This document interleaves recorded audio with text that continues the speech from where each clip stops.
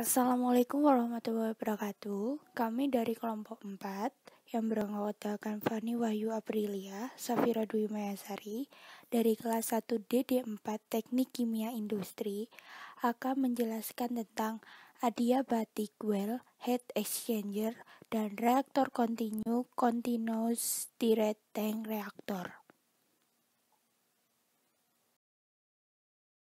Heat exchanger. Heat exchanger adalah suatu alat yang memungkinkan perpindahan panas dan bisa berfungsi sebagai pemanas maupun sebagai pendingin. Biasanya, medium pemanas memakai uap lewat panas dan air biasanya sebagai air pendingin. Penukaran panas dirancang sebisa mungkin agar perpindahan panas antar fluida dapat berlangsung secara efisien. Pertukaran panas terjadi karena adanya kontak baik antara fluida, dinding yang memisahkan maupun keduanya bercampur langsung begitu saja.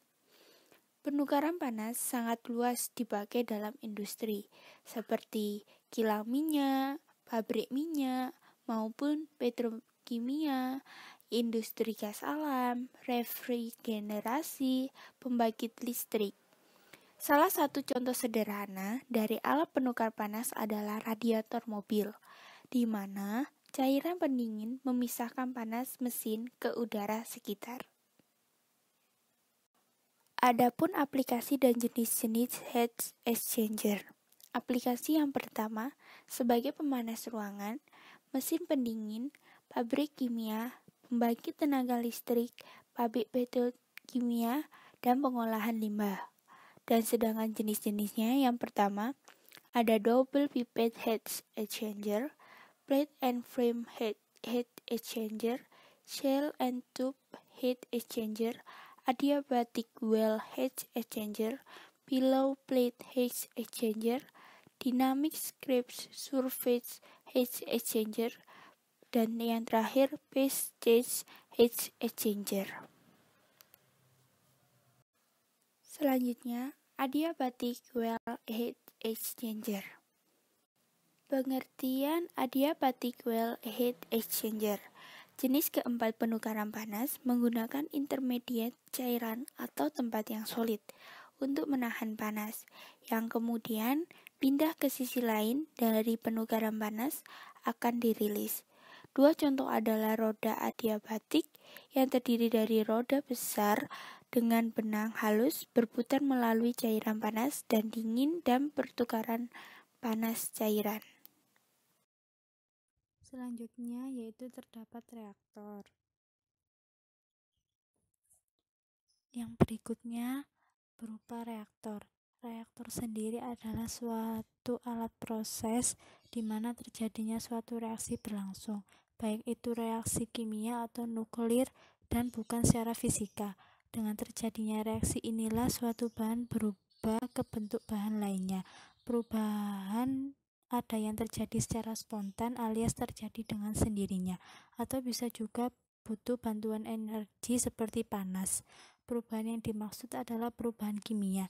Jadi perubahan bahan bukan fase, misalnya dari air menjadi uap yang merupakan reaksi fisika. Yang selanjutnya yaitu terdapat macam-macam reaktor dibagi menjadi dua. Yang pertama reaktor kimia, jenis reaktor yang umum sekali digunakan dalam industri. Yang kedua yaitu reaktor nuklir, umumnya sangat dibatasi penggunaannya, mengingat standar keselamatannya yang sangat tinggi. Yaitu selanjutnya terdapat jenis-jenis dibagi menjadi tiga berdasarkan bentuknya, yaitu terdapat reaktor tangki dan reaktor pipa. Yang kedua berdasarkan prosesnya terdapat reaktor batch, reaktor semi batch, dan proses kontinu yang terbagi menjadi dua, yaitu reaktor pipa dan reaktor tangki. Yang ketiga yaitu berdasarkan keadaan operasinya, dibagi menjadi tiga. Yang pertama reaktor isoternal, yang kedua reaktor adiabatis, dan yang terakhir reaktor gas cair dengan katalis padat. Lalu Yang kedua, terdapat reaktor kontinu. Pengertian reaktor kontinu yaitu mempunyai masukan dan keluaran yang terdiri dari campuran homogen atau heterogen. Reaksi kontinu dioperasikan pada kondisi steady, di mana arus aliran masuk sama dengan arus aliran keluar. Yang selanjutnya yaitu reaktor kontinu dibagi menjadi dua jenis utama. Yang pertama yaitu reaktor alir tangki berpengadu atau continuous stirred tank reactor. Yang kedua yaitu reaktor alir pipa atau plug flow reactor. Selanjutnya terdapat continuous stirred tank reactor. Continuous stirred tank reactor, di mana reaktor model berupa tangki berpengaduk dan diasumsikan pengaduk yang bekerja dalam tangki sangat sempurna sehingga konsentrasi tiap komponen dalam reaktor seragam sebesar konsentrasi aliran yang keluar dari reaktor. Model ini biasanya digunakan pada reaksi homogen di mana semua bahan baku dan katalisnya berfasa cair, atau reaksi antara cair dan gas dengan katalis cair. Selanjutnya yang terakhir yaitu terdapat keuntungan dari continuous stirred tank reactor. Keuntungan sendiri itu dibagi menjadi 3. Yang pertama, terdapat pengaduk sehingga suhu dan komposisi campuran adalah reaktor yang selalu homogen. Yang kedua, pengontrolan suhu mudah sehingga kondisi operasi yang isotermal bisa terpenuhi.